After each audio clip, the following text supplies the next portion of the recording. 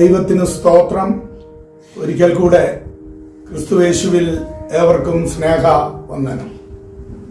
കഴിഞ്ഞ ദിവസങ്ങളിലായി നമ്മൾ നമ്മുടെ ആത്മീയ ജീവിതത്തിന് തടസ്സമായ അനേക കാര്യങ്ങൾ ദൈവവചനാടിസ്ഥാനത്തിൽ ചിന്തിപ്പാനിടയായിട്ടുണ്ടല്ലോ.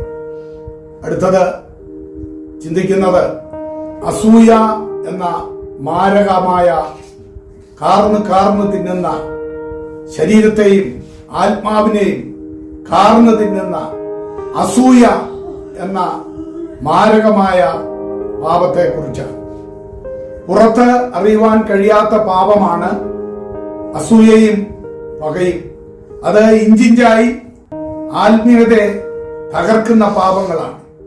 മനുഷ്യൻ ചെയ്ത ആദ്യ പാപം ദൈവത്തോട് ചെയ്ത അനുസരണക്കേടാണ്.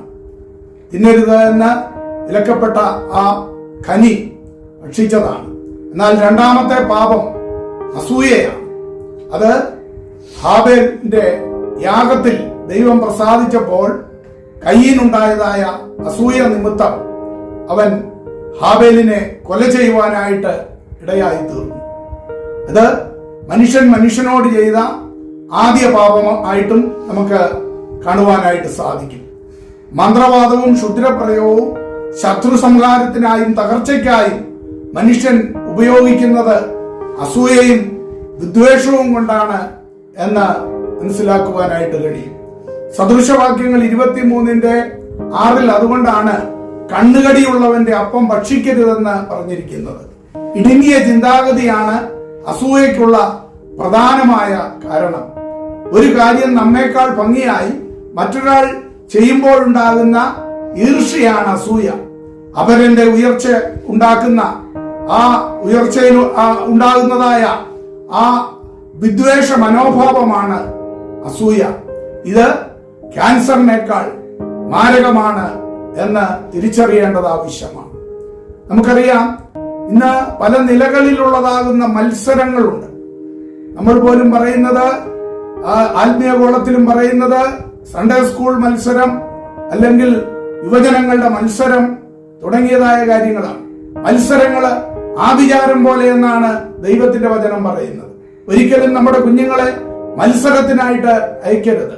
ഇപ്പോൾ പലയിടങ്ങളിലും ആത്മീയ ഗോളത്തിൽ കാണുവാൻ കഴിയുന്നത്, ഈ ഓണ സീസണിലും മറ്റും പുറം ലോകത്ത് ലോകപ്രകാരമുള്ളതായ പല മത്സരങ്ങൾ നടക്കുമ്പോൾ ആത്മീക ലോകത്ത് ഇപ്രകാരമുള്ളതായ ആത്മീകതയുടെ പേര് പറഞ്ഞ് പല മത്സരങ്ങൾ നടക്കുകയും അതിന്റെ പേരിൽ കുഞ്ഞുങ്ങളെ തമ്മിലും വലിയവര് തമ്മിലും പിന്നെ തമ്മിലടിക്കുകയും പിന്നെ സഭ ഫലവിധമായ നിലകളില് സഭയും സംഘടനകളും ചിന്നാഭിന്നമാകുകയും ചെയ്യുന്നതൊക്കെ ഇപ്രകാരമുള്ള മത്സരത്തിന്റെ ഫലമായിട്ടും അസൂയയുടെ ഫലമായിട്ടുമാണ് എന്ന് ചിന്തിച്ചാൽ മനസ്സിലാക്കുവാൻ കഴിയുന്നതാകുന്ന സത്യങ്ങൾ മാത്രമാണ്.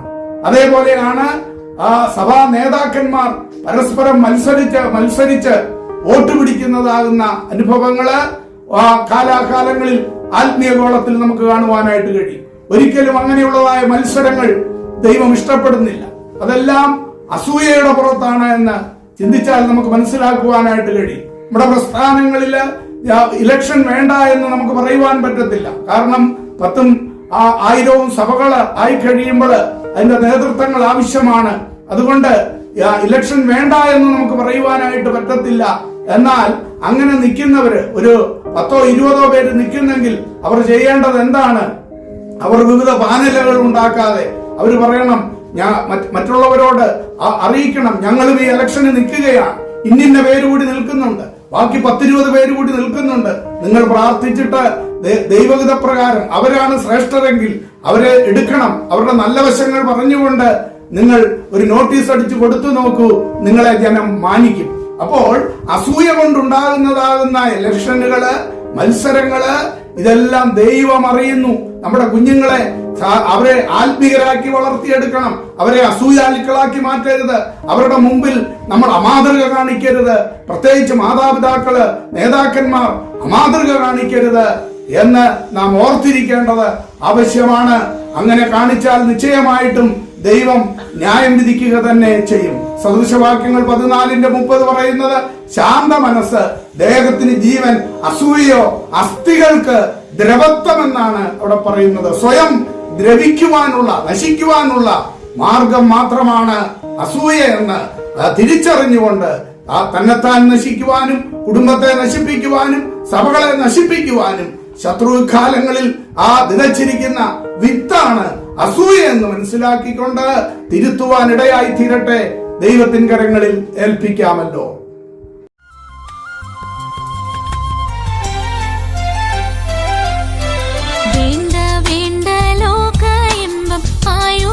ആയുഷ്കാലമാകവേ തന്റെ വരവൊന്നു മാത്രം എന്റെ ആശയേ.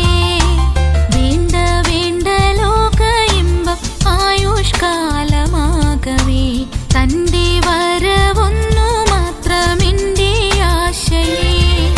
എന്നോ നിമേഘേ വന്നിടും വിശ്രമ നാട്ടിലെത്തിടുവാൻ ഉണ്ടോ ഇനി കാലദൈർഘ്യം എത്ര നാൾ ഞാൻ ചൊല്ലിടുക ആത്മാവേ എന്നാശ്വാസത്തിനാ.